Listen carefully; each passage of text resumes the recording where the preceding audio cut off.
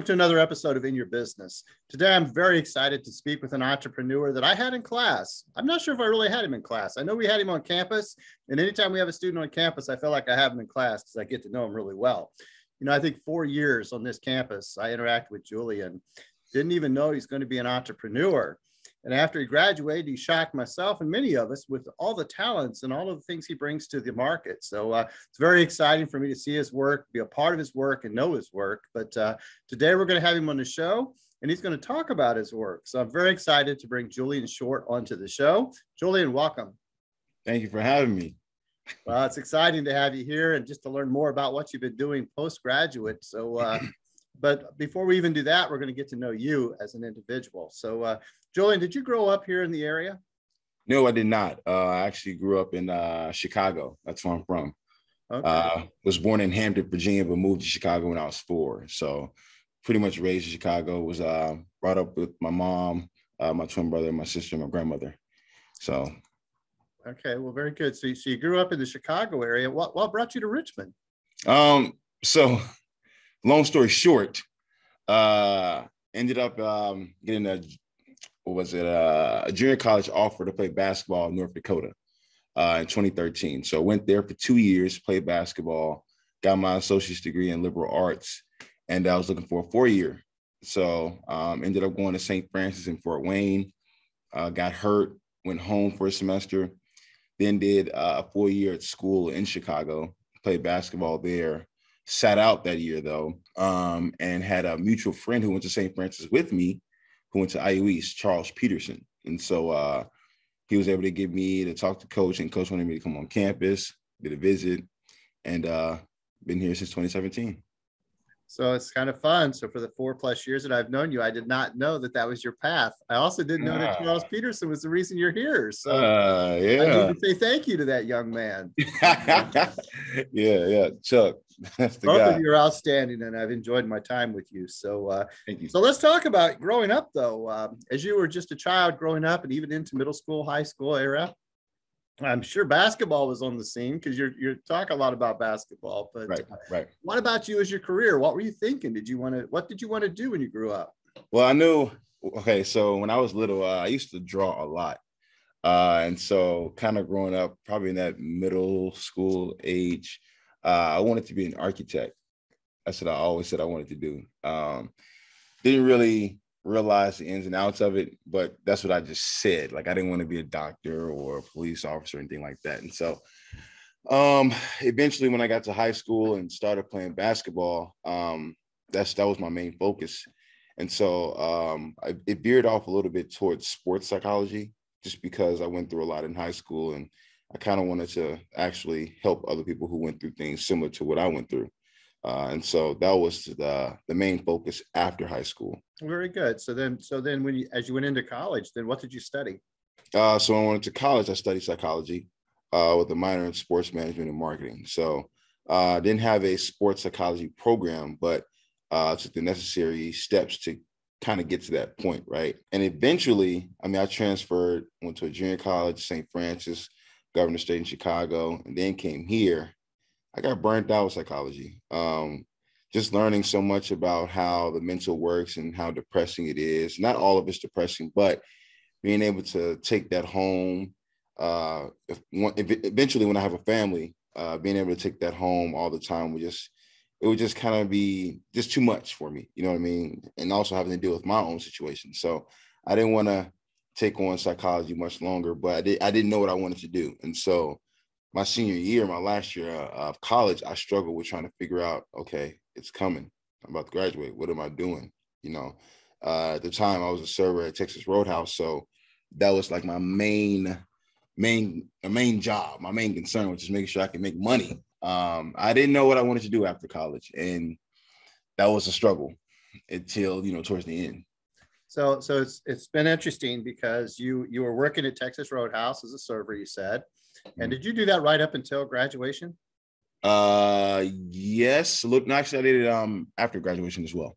Okay, so you continued that up. Your graduation happened to hit during COVID, is that correct? Yes. And it was early COVID, if I'm not mistaken.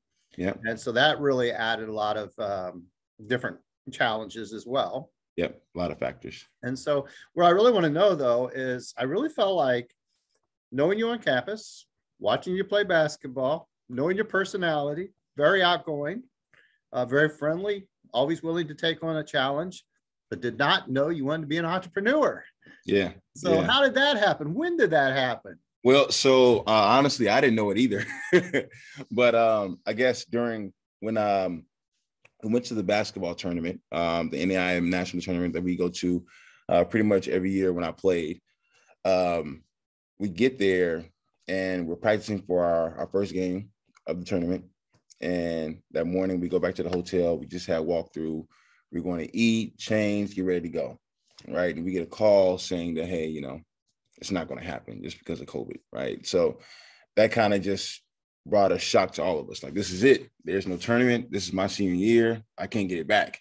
And so have that mindset right there that anything can be taken in a matter of seconds was like crazy, just mind blowing. And so I used that to really push forward to try to figure out what I wanted to do.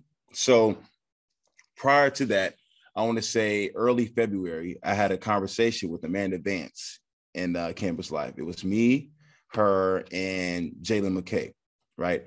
And I was saying, I'm like, IUE's Red Wolves, long story short, we're pretty successful, right? And all these Division Ones have all this camera guys, these media, social media, and we don't have any of that. And we're good. And so I thought about, trying to push forward and trying to figure that part out, and so I was like, when I graduate, I'm going to get a camera, this and another, blah, blah, blah, try to figure it out, try to make it, something that I'll do for myself, right? And so that's what I did. But it took some time. I was able to get a camera during COVID and just did, my first project was about, Black entrepreneurs in Richmond, right? Black business owners. And so I did a small project about how they got started, things like that, as I'm getting started. And so kind of taught me a few things. Long story short, I was able to get more equipment and gain more and get more knowledge and learn more, go to different interviews and just different areas of expertise and get to learn from other people. And it's taught me what I've learned today. And so it's been about 1 year and 6 months since I've started. And I feel like I've grown tremendously. Had a few projects, one with Desmond Bain, another one with Anthony Hamilton Jr., who's also a social influencer who ran track at Clemson. And it's just been, jumping, I can't complain at all.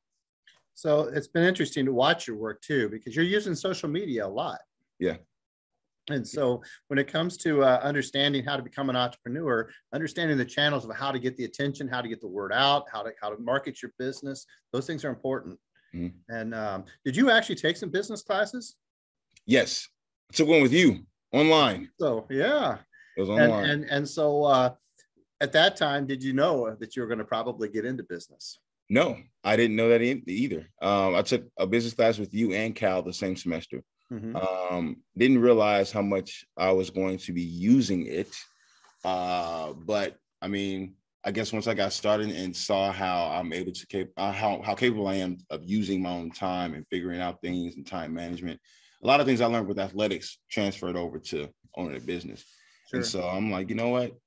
I think I could just definitely make this a living eventually, but I have to work hard at it and get to a point where I don't have to worry too much about anything. So that's the goal later on down the line, is to use my business as a way to help myself and help my family. Sure. So Julian, this is a perfect time for us to transition to what is your business. Yeah. Because you and I both know what it is, but our audience may not. So right. Let's talk about what it is that you started and what you're doing. Yep. So my business is it was called Short Films Photography LLC when I first started, but I changed it to Short Films because I like doing films more than photography, but I do both. Right. But I love creating short stories. I love storytelling. Everyone has a story. And people have similar stories that can relate to those people. And sometimes people just feel either shy about letting those stories out, but when they hear a similar story that's similar to theirs, it's like, okay, well, I'm more comfortable with telling my story or speaking about my story. So just love the storytelling aspect of it. I just love, obviously, psychology. I've been doing that for a long time. So the psychology of it, when I'm having these connections with my clients and talking with them and actually understanding what they want out of these sessions or what they want out of a video or a photo shoot or whatever the case may be. And just being able to, you know, accommodate them the best way fit. I try to do it as much as possible. I try to book as many sessions as possible. I've worked with Wilson Sports, Indiana University East, Marion University. I work with a handful of different companies. So it's been a blessing. It's growing. Went from just doing small things here in Richmond to actually expanding and going outside the state. So when you're doing those type of jobs, what is it that you're doing exactly? You're filming, you're taking photos, you're putting that all together, you're doing the editing work, you're making the documentary. What's the end products? So I'm doing all of it. Usually, like when it comes to I guess production teams, they have a team. They have an audio guy, a visual guy, you know, a camera guy, and all these different things. And I'm doing all that by myself. So I'm learning as I go. Again, I've never taken a photography class, videography class, media class at all. So I'm learning as I go. A lot of mistakes in the beginning, but now it's becoming making those mistakes more minimal and actually learning and trying to adjust every time. And so I'm from filming to editing, to color grading, to, you know, audio setup, to lighting, all that stuff is through me. I'm just trying to make sure I become the best at it in the long run. So I know the answer to this, but how are you learning this? YouTube, YouTube, and just mentors. I think the best thing for individuals, especially entrepreneurs, is networking with different individuals.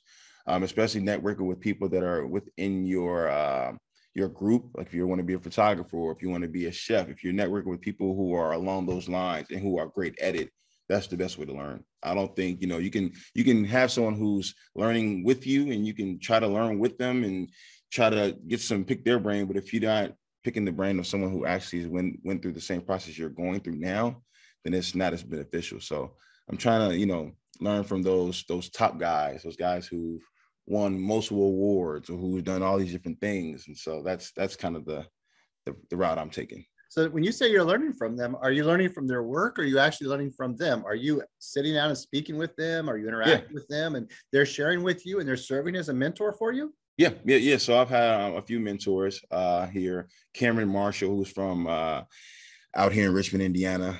Juan Nelson, who's in Indianapolis. Different people around, actually, and just taking different advice that they can give me. Whether it's, you know, make the video shorter, or make sure you got a mic, or make sure you have this and make sure you have that. And so just making sure I have all these different people in my ear just to keep me on my toes. And so it's worked out. You know, I think if you look at my first video to my last one, I think there's a tremendous difference. And, you know, I think that says a lot as far as how much passion I have inside my work. Sure. Now, Julian, there's so many things, because when I speak with an entrepreneur, oftentimes I think about what they're responsible for and what they have to do. You just outlined a whole lot of things you have to do on the communication side, you know, in the production and the editing and such. So in addition, being the entrepreneur, you're doing a lot of things too. You have to figure out how to brand your business. You have to know how to market your business. You have to price your business. You have to schedule your business. I mean, how are you doing all that? How are you learning that? Trial and error. But I'm learning. It's in the beginning, I guess there are some hiccups. But again, you have to learn to adjust. And I guess being the best businessman possible, being able to take those hiccups and still getting clients their products, regardless of what happens. I think, you know, you can't point the finger. You still have to act like there's someone above you.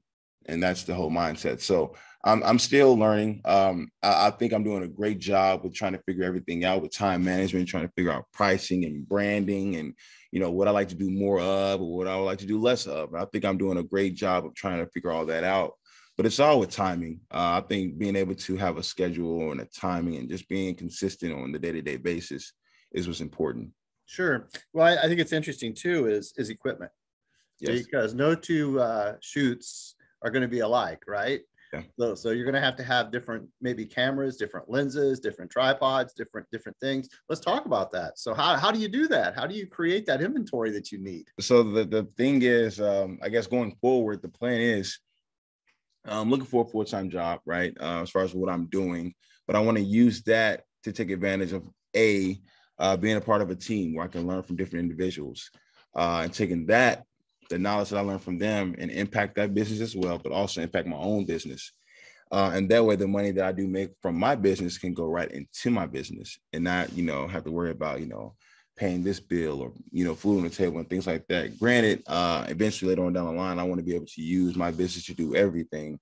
But, starting out, I have to do what's smart. And that's actually still having a consistent income along with my business. Since it's still, in the beginning stages, it's not as consistent as I would like. So I think those are the main keys. Well, and I really think that what you're doing is right, because a lot of entrepreneurs, you don't have to make the entrepreneurship your full-time everyday gig. Mm-hmm. You can also have that full-time career and Right. also do this as a hobby, as an interest. You can do it in the evenings, you can do it in the weekends, you can do it in vacation time. And eventually your entrepreneurship may take off so well that it does become your full-time, and you could even be hiring others. So at some point you may be working, you're right, a full-time career, and having somebody else work for you part-time, doing your scheduling, doing your marketing, do your promotion, and then you're actually out doing the shooting and the gigs. And I think that's awesome that you're open-minded to it. Mm-hmm. Okay.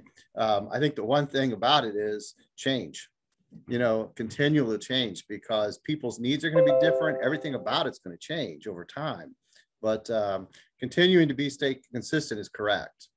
And being true to what it is that you're passionate about and that you love.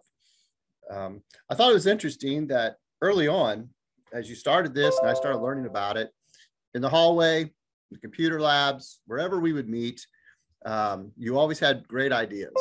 You're always talking about what you're doing. I would get excited about what you're doing. And then all of a sudden, we started talking about Kickstarter. Okay. And Kickstarter is something that I really like to talk with entrepreneurs about. It's a great way to start, business ideas and different projects. And we had that conversation. You got interested. A couple of weeks go by. You show up in my office. And again, it wasn't just to talk about Kickstarter. It was to act on Kickstarter. So let's talk about that experience with Kickstarter. Let's talk about, the research you did and how you got prepared for that. Because Julian, you're probably the most successful Kickstarter that I've worked with.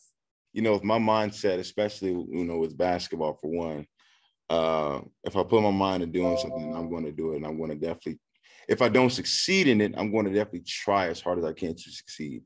But more than likely I'll succeed because I'll try too hard. So that's how I look at things. So back to the Kickstarter, I was at a point where, again, I'm working this company, my business as my only job. And so I'm like, man, I have some up weeks and I have some down weeks, but how can I get more equipment?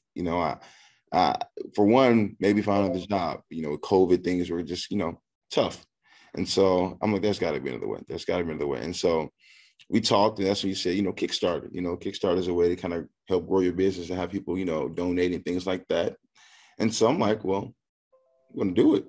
No, let's do it. And so came back into your office again, and we talked about how to set it up. He said, 30 days. I would do more than that just because you never know. If you don't get all of it, you don't get none of it. And so I'm like, I'll do 21 days and I can do it. Right. So the goal from myself was $4,000. And so in the beginning, I got a quick little small rush, and then it died down for a few days. So I think I was stuck at like 1,200 for a while. All of a sudden, like the last couple of days, things just started booming. Like things just started hitting again. And then the last day, I needed $1,000 more. I was at 3,000 that morning, and it was set to end at 5 o'clock. And so I want to say around 12 o'clock, 1 o'clock, I get these donors and I'm up 4,000. And then next, I'm past 4,000. So again, I think it's just a testament of a true testament to my hard work and dedication to what I like to do and what I want to do. And it worked out. It worked out well. I was able to get the money and use it towards my business and get the equipment that I needed at the time. And so this happened this is October. So I was able to get the funds in November and get everything going. So going into the new year, I got more equipment I need to get. But I think I'm going to try a different route rather than, using the Kickstarter, because it was successful. So I don't want to, I want to keep my streak. I don't want to go 1-1. I want to stay 1-0. Absolutely. So I think there's other ways to, get things that are needed for your business. And so I think there's times to explore that. So sure. And we've been chatting about that. And I know that you're open to different ideas. So, you're correct. As an entrepreneur, there's so many different directions to go. And we don't know which one's going to be right until we try it. And then once we try it, we modify it and continue. So, but let's talk about the short time that you've been an entrepreneur, though. Let's talk about the exciting times. What's been really fun for you? What's been exciting about being an entrepreneur? Being able to wake up when you want. That's one. But also being able to, I guess, I love the reactions of my clients when I do a project and they are really pleased with it. And I think that's kind of the best feeling for myself. And that's what I think about as I'm creating this content. I'm like, okay, when I'm doing this, what's going to make them happy? What's going to make them smile? Not doing it because, okay, I need this to pay bills. I need that to pay that. No, it's the mindset of actually trying to please the client. And when you do that, the product comes out 10 times better. Clients, feedback is one. Being able to travel, go around and go to different places and experience different things is another. Networking with different people who you never thought you would network with.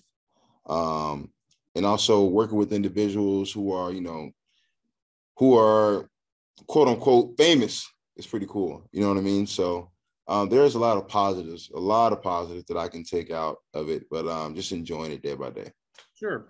Well, and I think that is rewarding. And a lot of your stuff is around sports, but sports is what you really know well. But at the same time, it's not all sports. So if somebody wants to do a documentary, even about just the history of their family or such, you're open to that kind of stuff. Is that correct? Yes. I also did a small documentary about a woman out here in Richmond. Also, her name is Allison. To talk about her illness. And there's a story about that. I won't go into detail about it in case people want to watch it. It's on my YouTube. So it's a pretty good story, but it's not sports related. So that is. And I know the exact story you're talking about. And I think it's awesome that you can do those kind of things. What's been the biggest challenge? I know it's the rewards, but let's talk about the challenges. Yeah.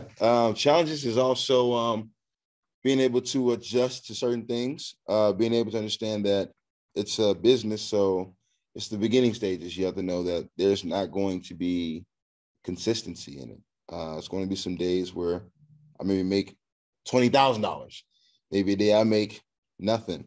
And so being able to swallow that pill and say, all right, today may be a rough one. You have to just be able to be on your toes and think ahead and think smart and plan ahead and be prepared because, if those things do happen, then you have something to fall back on. So I guess proper preparation prevents poor performance. That's kind of what I go by a little bit. So being able to do that, I think that lead me in the right direction.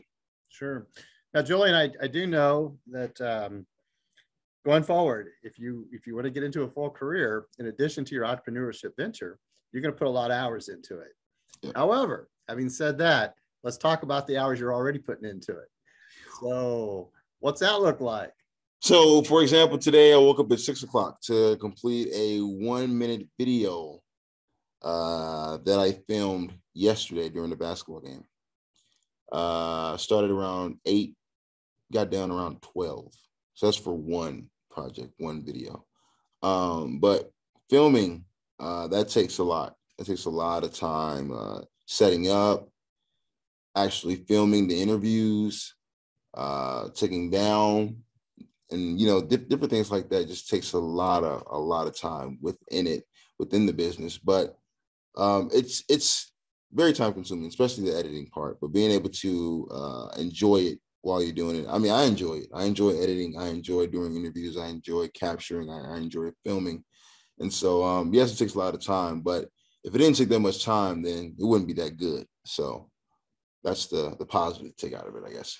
So you're putting the hours in, but you're also enjoying those hours, so it doesn't feel like work as much. Right. Awesome. Julian, there's a point in the show where I want you to do a little bragging, okay? Because there's something about you that I know that maybe our listeners need to know, our viewers, okay? You just recently was awarded for your great work. Yeah. Let's talk about that. That was in Chicago, if I'm not mistaken, correct? Yeah. So the awards were given, it was given in Chicago, but I have a twin brother. My twin brother is a news reporter. He was a news reporter in South Bend, Indiana, where we worked together on a project for a story called Why Shoot. Talks about the violence in Michiana and South Bend. And so for that, I was his photographer for some parts, videographer for some parts, and capturing some drone footage for some parts. And so he put together the video and put together the story. He told me right before we did it, he's like, we might get nominated for an Emmy. I'm like, no, I'm not getting nominated for an Emmy. So we did the video, I want to say over the summer. Video gets nominated for an Emmy late summer, early fall. The awards just happened last month, and we actually won the Emmy. So the whole entire crew won. I'm pretty sure there's a photog. I was the photojournalist. My brother was the anchor, the storyteller, obviously. And there's someone else, I'm pretty sure, but we all won something. And so I won the award for photojournalism for the story Why Shoot. So pretty cool. Pretty cool. It is. I mean, not everybody can say that they're part of winning an Emmy Award. So. Yeah, right. Yeah. So I think it's really cool. It's really cool that I won it with my twin. So that's really, really cool. I feel like, that's rare. Well, but that is one of the things we can do as entrepreneurs is we can partner with other individuals and we can create things like that have memorable and meaningful things. Yeah. So, congratulations. I'm proud of you. Thank you. Exciting. Yeah. And, it's not just about the award, but it's about your work. It's about your dedication. It's what you're doing. And you're applying yourself so well, and you're applying the things that you've learned, and you're adapting those things and just making things great for people. Yeah, definitely. I enjoy it. I think it's a blessing to, spread positivity the way I do. And if it looks good, then, it captures the attention already. So I think that's the whole beauty in it. Well, I'm looking forward to your future. And I think that whatever company does get a hold of you, they're going to be a lucky company, and they're going to train you, and they're going to show you more ways to continue to grow your entrepreneurship ventures. And I look forward to seeing what you do in the future. So thanks for being on the show. I appreciate your time. Thank you, Tim. Thank you for allowing me to get on here. I feel famous. Well, I don't know, but this concludes another episode of In Your Business. Today, we interviewed and got to know Julian Short a bit, and it's fun because it's fun to watch him grow and develop in entrepreneurship. And I know that he's a very young in entrepreneurship, and it's going to take some time. He also is going to have to make some networks and make some things happen. And I'll tell you, if anybody can do it, he will. So I look forward to his future. Thanks again for watching In Your Business.